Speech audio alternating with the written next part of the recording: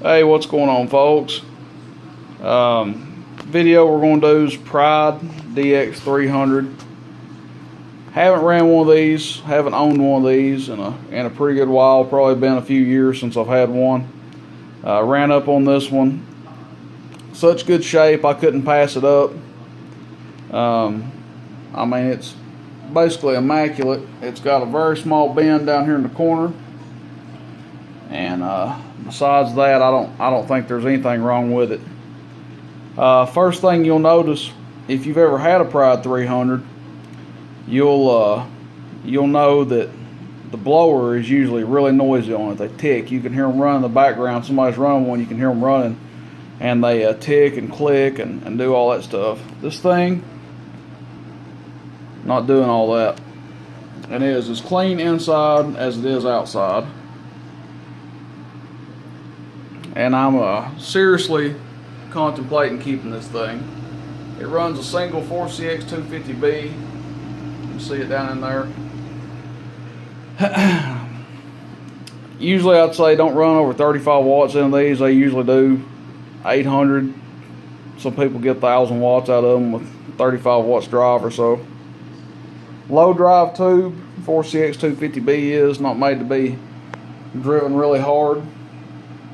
Everything works on this one. They've got a pretty exceptional receive amp for a receive amp built into an amplifier, and this one does work. Sideband delay works. Does have a high and low and a standby. Then your power on and off over here. Band selector, plate tune, plate load, and a relative RF output meter up here. And generally, if they're reading around 300, you know your amp's working right. They read average power, I believe. The Pride does have the blower built inside of it. You can see it there. And like I said, normally they're noisy, ticky. Sounds like a little bomb in the background. This one does not have that issue. I'm going to run it with the Cobra 29 LTD Classic. Forrest Gump tune, 25 watts.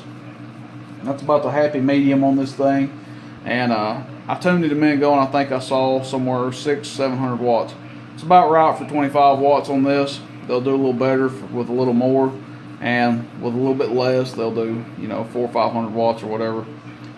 But again, this is an exceptionally clean amp, and I'll be honest with you, the more I look at it sitting here, the more I want to keep it. So man, I don't know, I may end up keeping it, may not.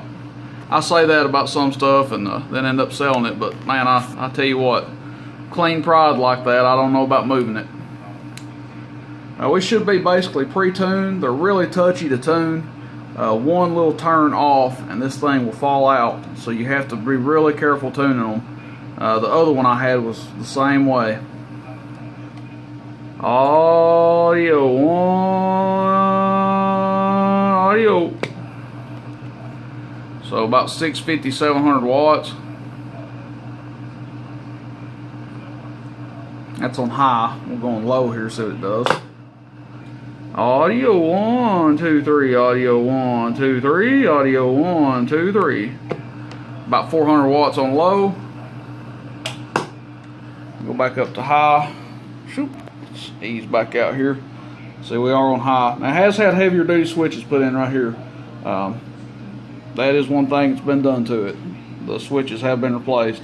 Had these old switches here, but high, low, standby, and power on and off get used a lot more than this sideband delay and this receive do, so these went ahead and got replaced. We'll go back over here to our watt meter though and give her a test on high one more time. Audio on. Oh, about 650, 700 watts. Hello, audio on. 600 that time. It's in good shape. Say I wouldn't mind keeping it myself to use local talking or use to drive into something else. I hope you guys enjoy the video. It's a Pride DX-300. If you're interested in this thing, let me know, and we may come together on it if I don't if I can talk myself into not keeping it. Audio 1, 2, 3, Pride DX300, clear and gone.